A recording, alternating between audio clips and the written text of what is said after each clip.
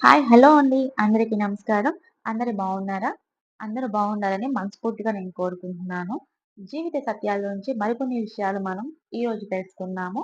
అవి ఏంటంటే చాలామంది గతాన్ని తలుచుకుంటూ, అలాగే బాధపడుతూ ఒక రూమ్‌లోనే ఉండిపోతారు.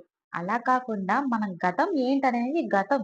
ఆ గతాన్ని వదిలి ముందు మనం వర్తమానంలోకి వెళ్ళాలి. ఆ వర్తమానంలోకి వెళ్ళి మన భవిష్యత్తు ఎలా ఉంటుంది? హ్మ్. ఏం చేయాలి? ఎలా ముందుకు పోవాలి? అని మనకు మనమే ముందుకు వెళ్ళాలి. అంటే గతం తలుచుకుంటూ బాధపడతా ఉంటే, మనము మనల్ని చూసి పక్కనోళ్ళు బాధపడతారు కానీ, వాళ్ళు సంతోషపడరు కదా! మనము బాధపడి మన చుట్టుపక్కన వాళ్ళని బాధ పెట్టలేం కదా! అందుకని మనం ముందుకు వెళ్ళాలి. మన జీవితం జరిగిందంతా ఒక పీడకలనుకోవాలి. ఎందుకంటే అందులో నీ తప్పుండొచ్చు, పక్కన వాళ్ళ వల్ల నువ్వు నష్టపోవచ్చు, ఏదైనా జరగొచ్చు. కానీ ఇప్పుడు రానున్న నీ బంగారు భవిష్యత్తు నాశనం చేసుకుంటుంది ఎవరు? నువ్వు. అందుకే ఆ భవిష్యత్తు బావుండాలంటే ఇప్పుడు ఆ తప్పనేది నువ్వు చేయకూడదు. అంటే ఆ గతాన్ని తలుచుకుంటూ బాధపడతా కూర్చోకూడదు. ముందుకు వెళ్ళిపోవాలి. వెళ్ళిపోయి జాబ్ చేసుకుంటూ ఆ గతాన్ని మర్చిపోయి, కొత్త జీవితాన్ని ప్రారంభించి ముందుకు వెళ్ళాలి. చదువుకుంటున్న పిల్లల నుంచి పెళ్లయిపోయి, ముసలోళ్ళయిపోయిన చాలా మందుంటారు. అందరూ పడే బాధలే.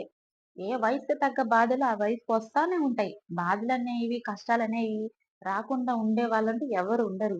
ఎవరికి తగ్గ సమస్యలు వాళ్ళకి వస్తూ ఉంటాయి. అవన్నీ తట్టుకొని మనం ముందుకు వెళ్ళాలి. వెళ్ళకుండా అలాగే స్టాప్ అయిపోకూడదు. అందుకనే నేను ఈరోజు ఈ టాపిక్ చెప్తున్నాను. ప్రతి ఒక్కరూ ఖచ్చితంగా వినండి. విని ఎంతో కొంత మీ చుట్టుపక్కల వాళ్ళు ఎవరో ఒకరు ఇలాగే డిప్రెషన్‌లో ఉంటే వాళ్ళకి మీరే చెప్పి వాళ్ళకంటూ ఒక మార్గాన్ని చూపించండి. చూయించి వాళ్ళకంటూ ఒక భవిష్యత్తుకి వాళ్ళు పునాదేసుకునేలాగా చేయాలి. ఒక హౌస్ ఉంటుంది. ఆ హౌస్ కట్టాలి. ఆ హౌస్ నిలబడాలంటే ఫస్ట్ ఏమెయ్యాలి? కింద బేస్ వేయాలి. ఆ బేస్ వేసుకొని చుట్టూ పిల్లర్స్ ఏసుకుంటేనే ఆ ఇల్లనేది స్ట్రాంగ్‌గా ఉంటుంది. ఎప్పటికైనా స్ట్రాంగ్‌గా గట్టిగా నిలబడతది. అలాగే ఒక వ్యక్తిని మనం బాధల్లో ఉండే వ్యక్తిని ముందుకి వెళ్ళాలి అంటే ఆ వ్యక్తిని మనమే ఎనకుండి వాళ్ళకి నానా రకాలుగా నచ్చజెప్పి ఇలా చెయ్యి, అలా ఉండు అనని ఎప్పుడు మనం వాళ్ళకి ఎంకరేజ్‌గా ఇస్తా ఉండాలి. డిసప్పాయింట్ చేయకూడదు. ఇది ఖచ్చితంగా ప్రతి ఒక్కరు తెలుసుకోవాలి. వాళ్ళిలా బాధపడుతున్నప్పుడు, అవును ఇలాగే జరిగింది, అలా ఉండకూడదు, ఇలా ఉండుంటే బాగున్ను అనని పక్కన చేరి వాళ్ళ బాధని ఇంకొంత చెయ్యొద్దు. గోరంత సమస్యని కొండంత చేసుకుంటే నష్టపోయేది తనే గదా! తను ముందుకు వెళ్ళాలంటే అది ఎంత పెద్ద సమస్యనే సరే చిన్నది ఎలాగైనా మనం ముందుకెళ్ళగలము. నువ్వయి పట్టించుకోవద్దు. జరిగిపోయిందేదో జరిగిపోయింది అనని మనం వాళ్ళకి ఎంకరేజ్ ఇవ్వాలి. చూసారు కదా!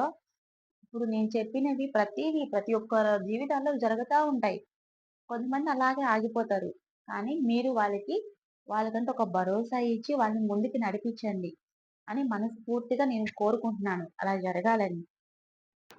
బంగారు లాంటి మన జీవితాన్ని మనమే నాశనం చేసుకుంటే ఏం బావుంటుంది? మన జీవితం బంగారంగా ఉండాలి.